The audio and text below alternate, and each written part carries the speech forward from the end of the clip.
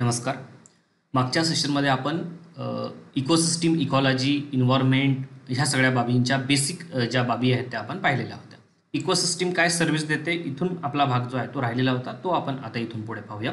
Ecosystem वर बघा, माणूस पूर्णतः डिपेंड आहे असं म्हणण्यास काहीच हरकत नाही, कारण बऱ्याचशा गोष्टी प्रत्यक्ष असेल किंवा अप्रत्यक्ष असेल, माणूस निसर्गावर डिपेंड आहे आणि त्यासोबतच त्या निसर्गातील जो महत्त्वाचा जो भाग आहे तो म्हणजे वेगवेगळ्या इकोसिस्टीम असतील त्या इकोसिस्टीमवर सुद्धा डिपेंड आहे. परिसंस्था सेवा, राईट, ज्याला आपण इकोसिस्टीम सर्व्हिस म्हणतो, या नैसर्गिक परिस्थितिकी व्यवस्थेतील जैवविविधता म्हणजे बायोडायव्हर्सिटी व मानवी गरजा शाश्वत ठेवणाऱ्या प्रक्रिया आहेत. म्हणजे बायोडायव्हर्सिटी शाश्वत ठेवण्यामध्ये सुद्धा इकोसिस्टीमची महत्त्वाची भूमिका आहे. पहिली गोष्ट, कारण ते एकमेकांसोबत ते आंतरक्रिया करतच असतात. पहिली गोष्ट, राईट. निसर्ग आपल्याला या सेवा मोफत देत असतो. परिस्थितिकी व्यवस्थेतील सेवांना परिसंस्थेच्या व आर्थिक दृष्टीने मूल्य आहे. मात्र अलीकडील काही दशकांमध्ये मानवी हस्तक्षेपामुळे यावर गंभीर परिणाम होतो. हे आपण कोरल रीफचं लेक्चर पाहताना सुद्धा पाहिलेलं आहे. परिसंस्था सेवा या आपल्यासाठी खूप काही करत असतात. त्यामध्ये सेवांची तरतूद यामध्ये जर आपण पाहिलं तर लोकांनी संकलित केलेली फळे, कंदमुळे, जाडीबुट्टी, औषधी वनस्पती अशी सर्व उत्पादने समाविष्ट आहेत. जळाऊ लाकूड, चारा, इमारतीचे साहित्य इत्यादीसाठी सुद्धा लोक परिसंस्थेवर अवलंबून आहेत. वनोत्पादने गोळा करून विकली जात असल्यामुळे त्याचे आर्थिक मूल्य बरेच मोठे आहे.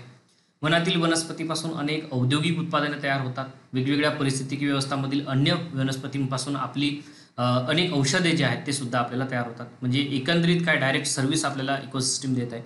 जैवभार उत्पादन, वातावरणातील प्राणवायूचे उत्पादन, माती तयार करणे इत्यादी अन्य पाठबळ सेवा ज्या आहेत त्या परिस्थितिकी व्यवस्था देत असतात. म्हणजे सोप्या भाषेत काय, हा जो पहिला शब्द आहे, जैवविविधता व मानवी गरजा शाश्वत ठेवणाऱ्या प्रक्रिया आहेत, अगदी 100% खरं आहे. कारण एकंदरीत ते बायोडायव्हर्सिटीला प्रोत्साहित करण्याचा किंवा त्याला सहाय्य करण्याचं कारभार जे आहे ते या माध्यमातून होतं. ओढे, नद्यांमध्ये वाहणाऱ्या पाण्यावर नियंत्रण ठेवणे हे वनांकडून आपल्याला दिली गेलेली अप्रत्यक्ष सेवा आहे. वन आच्छादनामुळे पृष्ठभागावरील वाहून जाणारे पावसाचे पाणी जमिनीत मुरून भूजलाची पातळी वाढण्यास मदत होते आणि वनामुळे मातीची धूप सुद्धा प्रतिबंधित होते, जी माती तयार व्हायला हजारो वर्ष लागतात, राईट. त्यामुळे बायोडायव्हर्सिटीला आणि एकंदरीत ओव्हरऑल इन्व्हायरमेंटला सुद्धा ही सर्व्हिस देते. नियामक सेवा, तर याच्यामध्ये बघा की पूर नियंत्रण, हवामान नियमन, पाण्याचे शुद्धीकरण, मानवी रोगावर नियंत्रण इत्यादीचा परिसंस्था नियमन प्रक्रियेत समावेश होतो. कार्बन डायऑक्साईड शोषून घेऊन आपण श्वास घेत असलेला प्राणवायू मुक्त करून झाडे स्थानिक तापमान घटवतात. त्यामुळे आर्द्रता व तापमान कायम राहण्यास मदत होते. पर्यावरणीय समतोल, वन्यजीवांचे अधिवास व पावसाचे वाढते प्रमाण कायम ठेवण्यास वने सहाय्यभूत ठरतात. म्हणजे कुठल्या ना कुठल्या माध्यमातून सर्व्हिस देते हे आपल्याला दिसूनच येते. सांस्कृतिक सेवा, परिसंस्था आपणास अविरतपणे कधीही न संपणाऱ्या सेवा अखंडितपणे पुरवित असते. उदाहरणार्थ लोकशिक्षण, मनोरंजन, सांस्कृतिक प्रथा इत्यादी. ओके, आपण इकोसिस्टीमच्या सर्व्हिस आपण पाहिलेल्या आहेत आणि आता आपण महत्त्वाचा जो क्रक्स भाग आहे तो आपण इथून पुढे पाहणार आहोत. तो म्हणजे प्रजातींचं परस्परांवर अवलंबन कशा पद्धतीचं आहे, त्यांचे परस्पर संबंध कसे आहेत परिसंस्थेमध्ये, या सगळ्या बाबी याच्यामध्ये पाहूया. खाली दिलेल्याप्रमाणे प्रजातींमध्ये काही मूलभूत स्वरूपाचे परस्पर अवलंबित्व आणि परस्पर देवाणघेवाण होत असते. तर त्याच्यामध्ये स्पर्धा, शिकार, परजीविता, सहोपकारिता आणि सहभोजिता. आपण एक एक करून यामध्ये पाहूया. बघा, तर स्पर्धा म्हणजे काय, तर कॉम्पिटिशन, बरोबर आहे की नाही. जेव्हा अन्न व जागा यांची कमतरता असते तेव्हा दोन जीवांमध्ये स्पर्धा असते. हे जसं प्राण्यांच्या बाबतीत लागू आहे तसं कुठल्याही जीवांसंदर्भात लागू होतं. लक्षात घ्या, माणसामध्ये पण लागू होतं, ठीक आहे. एकाच प्रजातीतील जीव एकमेकांशी स्वजातीय स्पर्धा, ठीक आहे, किंवा समान संसाधनांचा उपयोग करणाऱ्या अन्य प्रजातीतील जीवांशी विजातीय स्पर्धा. स्वजातीय स्पर्धा म्हणजे एकाच प्रजातीतील जीव असतात आणि विजातीय म्हणजे काय, तर हे जे आहे ते समान संसाधनांचा उपयोग करतात, मात्र अन्य प्रजातीतील सदस्यासोबत ते भांडण करतात. अशा वेळेस जे आहे ते कॉम्पिटिशन निर्माण होते, स्पर्धा निर्माण होते. उदाहरणार्थ काय, प्रकाश व प्राणी मिळवण्यासाठी वनस्पती एकमेकांशी स्पर्धा करतात. विविध प्राणी अन्न व जागेसाठी स्पर्धा करतात, ठीक आहे. आता बेस्ट उदाहरण काय, आता उंदीर हे बेस्ट उदाहरण बघा. उंदीर जर नष्ट झाले, ठीक आहे, काय होईल, साप, राईट, आणि दुसरी गोष्ट काय, मांजर यांच्यामध्ये स्पर्धा निर्माण होईल, बरोबर आहे की नाही. तर अशामुळे स्पर्धा जी आहे ती अन्नासाठी सुद्धा निर्माण होऊ शकते.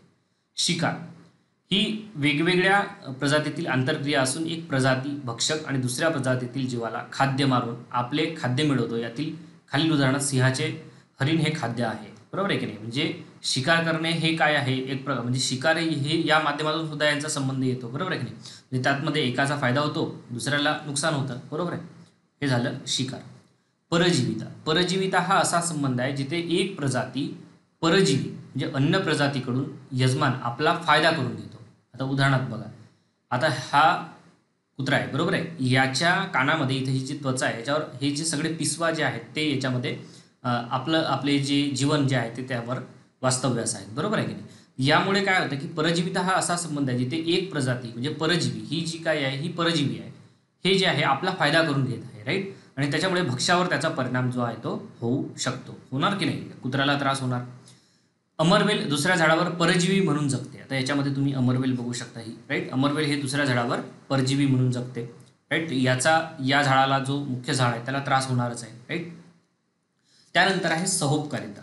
सहोपकारितेमध्ये काय होतं की दोन प्रजाती एकमेकांशी अशा पद्धतीने वर्तन करतात जेणेकरून त्या वर्तनामुळे दोन्ही प्रजातींचा लाभ होतो, ठीक आहे. म्हणजे याच्यामध्ये कुणालाही नुकसान होत नाही, सगळ्यांचाच लाभ होतो, ठीक आहे. अशा परस्पर संबंधाला सहोपकारिता म्हणतात. म्हणजे सहोपकारिता या शब्दामध्येच उल्लेख आहे बघा की एकमेकांवर उपकार करणे. उदाहरणार्थ बुरशी व शेवाळ यांच्या एकत्र येण्यामुळे दगडफूल तयार होते. या संबंधात बुरशी शेवाळाला आधार देते आणि शेवाळ जे आहे ते काय करते, अन्न पुरवते. हे काय आहे, हे आहे दगडफुलाचं उदाहरण. मित्रांनो, हे जे बेसिक उदाहरण आहेत यावर तुम्हाला प्रश्न विचारले जाऊ शकतात, लक्षात घ्या. परजीविता काय आहे, ठीक आहे. अमरवेल कशाचं उदाहरण आहे. त्यानंतर शिकार आणि हे तर कॉम्पिटिशन तुम्हाला माहितीच आहे स्पर्धेच्या बाबतीत, ठीक आहे. वेगळं काही सांगायची गरज नाही. पण हे परजीविता जे काही थोडे वेगळे शब्द आहेत, सहोपकारिता, राईट, सहभोजिता हे शब्द आपल्याला लक्षात ठेवणं गरजेचं आहे. तर सहभोजिता म्हणजे काय, तर सहभोजिता हा दोन प्रजातीमधील अशा पद्धतीचा परस्पर संबंध आहे की ज्यामध्ये एका प्रजातीला लाभ होतो आणि दुसऱ्या प्रजातीला नुकसान किंवा लाभ काहीच होत नाही, म्हणजे शून्य आहे, लक्षात घ्या. एका प्रजातीचा तर लाभ होतोय प्लस आणि दुसऱ्याला शून्य आहे, काहीच फायदा किंवा तोटा होत नाहीये, ठीक आहे. उदाहरण, अमरासारखे बांडगुळ जे आहे हे अन्य वनस्पतींना फक्त आधारासाठी जोडून घेते, ते त्या वृक्षांपासून पोषण घेत नाही. त्यामुळे हे जे आहे हे सहभोजितेचं उदाहरण आहे, ठीक आहे. आपण सुरुवातीला इकोसिस्टीम सर्व्हिसेस पाहिल्या आणि त्याच्यानंतर या इकोसिस्टीममधील जे काही वनस्पती आणि प्राणी असतील त्यांचा एकमेकांसोबत कशा पद्धतीने संबंध ठरतो, ते आंतरक्रिया कशा पद्धतीने करतात ते आपण पाहिलं. परिस्थितिकीय उन्नत अनुक्रमण याचा अर्थ काय की इकॉलॉजिकल सक्सेशन असा शब्द आपण वापरतो. तर नैसर्गिक अवस्थेत एखादा अधिवास व्यापणाऱ्या वनस्पतींना वनस्पती समूह म्हणतात. एक प्रकारच्या वनस्पती समूहाने हळूहळू दुसऱ्या वनस्पती समूहाची जागा घेण्याला वनस्पतीचे उन्नत अनुक्रमण प्रक्रिया असे म्हणतात, ठीक आहे. आता याच्यामध्ये मी चित्र समजावून सांगणार आहे तुम्हाला. उन्नत अनुक्रमण ही प्रक्रिया गुंतागुंतीची असून ती अंतिमता चरमावस्थेला स्थिर होते. कोणत्याही ठिकाणी उन्नत अनुक्रमणातील शेवटची अवस्था ही प्रगल्भ व स्वपुनरुत्पादक असते. म्हणजे आता याच्यामध्ये बघा, हे काय आहे, एक प्रकारचं बेअर रॉक आहे असं समजूया, ठीक आहे, राईट. एक्सपोज रॉक आहे. जसं आता उदाहरण म्हणजे असा दगड आहे ज्याच्या ठिकाणी म्हणजे काही वनस्पती वगैरे तुम्हाला याच्यामध्ये दिसत नाही, ओसाड भाग आपण त्याला म्हणतो, राईट. पण त्याच्यानंतर मग इथं लायकेन निर्माण झाले. तुम्हाला हे सगळ्या दगडांवर असं काय म्हणतात त्याला हिरवटपणा दिसत असेल, बरोबर आहे. हे सगळे काय लायकेन निर्माण झाले, मॉसेस निर्माण झाले, ठीक आहे. मग त्याच्यानंतर ॲन्युअल वीड्स हे निर्माण झाले. त्यानंतर मग ग्रासेस निर्माण झाले, मग श्रब निर्माण झाले, मग फॉरेस्ट निर्माण झालं आणि मग कुठेतरी जाऊन मग हे एक प्रकारचं ब्रॉडलीफ फॉरेस्ट जे आहे म्हणजे एक प्रकारचे मोठे वृक्ष जे आहे ते निर्माण झाले. तर ही जी प्रोसेस आहे, ही प्रोसेस जी आहे ती कुठे घडते किंवा कुठल्या ठिकाणी घडते यावर त्याचे दोन प्रकार पडतात. एक म्हणजे ते प्रायमरी सक्सेशन आणि सेकंडरी सक्सेशन, तेही आपण पाहणार आहोत. पण मुख्य क्रिया काय आहे तुम्हाला एक गोष्ट कळालेली असेल की ती म्हणजे हे उन्नत अनुक्रमण ही प्रक्रिया जी आहे ती गुंतागुंतीची आहे. त्याला हजारो वर्ष लागतात. टाईम जो आहे ना तो हजारो वर्ष लागतात, लक्षात घ्या, हे सगळं निर्माण व्हायला, ठीक आहे. तर याच्यामध्ये बघा की नैसर्गिक अवस्थेत एखादा अधिवास हॅबिटॅट व्यापणाऱ्या वनस्पतींना वनस्पती समूह म्हणतात. म्हणजे हे काय आहे, वनस्पती समूह आहे, बरोबर आहे का नाही, एखादा एरिया व्यापतात, हॅबिटॅट आहे. एक प्रकारच्या वनस्पती समूहाने हळूहळू दुसऱ्या वनस्पती समूहाची जागा घेण्याला वनस्पतीचे उन्नत अनुक्रमण म्हणतात. म्हणजे काय बघा, आधी लायकेन निर्माण झाले, बरोबर आहे की नाही, लायकेन नंतर मग ॲन्युअल वीड्स निर्माण झाले, त्याच्यानंतर ग्रासेस निर्माण झाले. म्हणजे यांची जागा एक प्रकारे जे हे आहे मोठे ब्रॉडलीफ फॉरेस्ट आहेत त्यांनी घेतली नंतर शेवटी, बरोबर आहे की नाही. हे याचं काय म्हणतात, याला उन्नत अनुक्रमण असं म्हणतात. उन्नत अनुक्रमण ही प्रक्रिया गुंतागुंतीची असून ती अंतिम चरमावस्थेला म्हणजे शेवटच्या अवस्थेला स्थिर होते ती, आणि कोणत्याही ठिकाणी उन्नत अनुक्रमणातील शेवटची अवस्था जी आहे ती प्रगल्भ असते, म्युच्युअर असते आणि स्वपुनरुत्पादक असते. ठीक आहे. आता विविध पैलूंवर आधारित उन्नत अनुक्रमणाची विविध प्रकारची वर्गवारी करता येते. त्याची चर्चा खाली केलेली आहे बघा. एक उन्नत अनुक्रमण प्रक्रिया होत असलेल्या भागात वनस्पती असण्याच्या किंवा नसण्याच्या आधारावर त्याला 2 प्रकारे विभागता येईल. प्राथमिक उन्नत अनुक्रमण आणि दुय्यम उन्नत अनुक्रमण. प्राथमिक उन्नत अनुक्रमणमध्ये बघा की नवीन तयार झालेला खडक किंवा लावा नुकताच वाहून गेलेला अशा प्रकारच्या व आधी वनस्पती नसलेल्या उजाड भागात ही प्रक्रिया सुरू झाल्यास त्याला प्राथमिक उन्नत अनुक्रमण म्हणतात. म्हणजे प्रायमरी सक्सेशन असतं. प्रायमरी सक्सेशन म्हणजे उदाहरणार्थ बघा याच्यामध्ये दिलेलं आहे बघा, हे काय आहे, एक प्रकारचं बेअर रॉक आहे, म्हणजे ओसाड जागा आहे, बरोबर का नाही. याच्यामध्ये दिलेलं आहे बघा ओसाड, म्हणजे उजाड भाग, उजाड म्हणा, ठीक आहे, ओसाड म्हणा, उजाड म्हणा, जे काय असेल तर बेअर रॉक आहे. याच्यामध्ये काय होतं की बघा तुम्हाला माहिती आहे की तुम्ही भूगोल शिकलात तेव्हा आपण विदरिंग हा पार्ट शिकलेला आहे, विदारण हा घटक आपण शिकलेला आहे, राईट.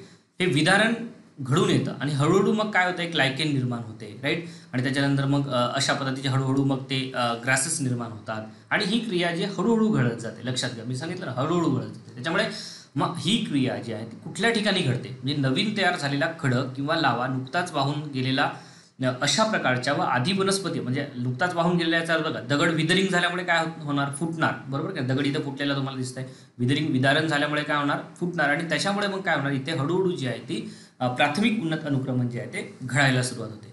उजाड भागावर स्वतःला प्रस्थापित करणाऱ्या सजीवांचे पहिले गट आद्य प्रवर्तक किंवा प्राथमिक वसाहत.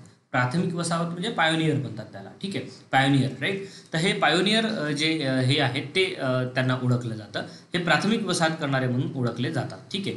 तर याच्यामध्ये मी सगळे पुन्हा एकदा इरेज करून घेतो. थोडासा कन्सेप्च्युअल भाग आहे, तुम्हाला पुस्तक वाचणं पण गरजेचं आहे. असं नाही की म्हणजे विदाऊट पुस्तक वाचून ते घडणार. थोडंसं मी ज्या गोष्टी तुम्हाला कन्सेप्ट क्लिअर करून देण्याचा प्रयत्न करतो ते तुम्ही पुस्तक जरी वाचलात तरी त्याच्यातून म्हणजे ते क्लिअर होऊ शकतं. पुस्तकसुद्धा सोबत वाचणं गरजेचं आहे. ठीक आहे. याच्यामध्ये बघा की हे जे आहे बेअर रॉक आहे, नंतर लायकेन निर्माण होत आहे आणि मग त्यानंतर मग स्मॉल ॲन्युअल प्लांट्स आणि लायकेन्स हे जे निर्माण होत आहेत आणि मग त्याच्यानंतर ग्रासेस, मग हे पेरेनियल्स जे आहेत ते निर्माण होत आहेत, राईट. तर अशा पद्धतीने ही जी क्रिया जी आहे ती हळूहळू घडून येत आहे. ठीक आहे. तर स्टेजेस ऑफ प्रायमरी सक्सेशन याच्यामध्ये तुम्हाला दिलेले आहेत, ते तुम्ही बघू शकता. टाईम याला हजारो वर्ष लागतात आणि मग शेवटी जाऊन हे तयार होतात. ठीक आहे. दुय्यम उन्नत अनुक्रमण प्रक्रिया म्हणजे आता हे सेकंडरी सक्सेशन कसं होतं बघा. पूर्वी वनस्पती असलेल्या परंतु आता वनस्पती नाहीशा झालेल्या, पूर्वी वनस्पती असलेल्या, इथे काय आपण पाहिलं होतं प्रायमरी सेक्शनमध्ये, इथे कुठली वनस्पती होती का नाही, हे एक प्रकारचा बेअर रॉक होता, म्हणजे इथे कुठल्याही प्रकारची वनस्पती नव्हती. ठीक आहे. इथे काय होतं, इथे पूर्वी वनस्पती होती, म्हणजे तुम्हाला इथे दिसतंय ना, इथे पूर्वी वनस्पती असलेल्या परंतु आता वनस्पती नाहीशा झालेल्या एखाद्या जागी ही प्रक्रिया सुरू होते. आग लागवड, जोराचा वारा वाहून मातीची धूप होणे, दुष्काळ, पाऊस इत्यादी घटकामुळे वनस्पती नाहीशा होत असतात आणि वनस्पती नाहीशा होण्याच्या प्रक्रियेनंतर तयार होणाऱ्या उजाड भागाला दुय्यम उजाड भाग म्हणतात. ठीक आहे. म्हणजे हे आता अशा पद्धतीचे सुरुवातीला वनस्पती होती, ते आग लागली वगैरे सगळं जळून खाक झाले आणि आता काहीच नाही राहिलं आणि त्याच्यानंतर मग 10-12 वर्षानंतर, लक्षात घ्या, मग कालावधी किती पण असू शकतो, हे दुय्यम उजाड भाग जो आहे तो तयार होतो आणि या दुय्यम उजाड भागामध्ये मग हळूहळू काय होते की दुय्यम उन्नत अनुक्रमण प्रक्रिया जी आहे ती घडून येते आणि ही प्रक्रिया ही प्राथमिक उन्नत अनुक्रमण प्रक्रियेपेक्षा लवकर होते. लवकर का होते, कारण याच्यामध्ये ऑलरेडी बाकीचे घटक तयार असतात ना, बरोबर. माती जी आहे ती ऑलरेडी तयार असते, बरोबर आहे की नाही. म्हणजे इथे ऑलरेडी पहिली वनस्पती होती, 10-12 वर्ष, 15-20 वर्ष कधी पण होती, परंतु त्याच्यामध्ये मग तिथे कुठेतरी त्यांना पोषक वातावरण निर्माण होणार. ऑब्व्हियस गोष्ट आहे की सेकंडरी सक्सेशन लवकर होणार, बरोबर आहे की नाही. प्रायमरी सक्सेशन थोडं स्लो होणार वगैरे. तर अशा पद्धतीने हे जे आहे आपण प्रायमरी आणि सेकंडरी सक्सेशन कशा पद्धतीने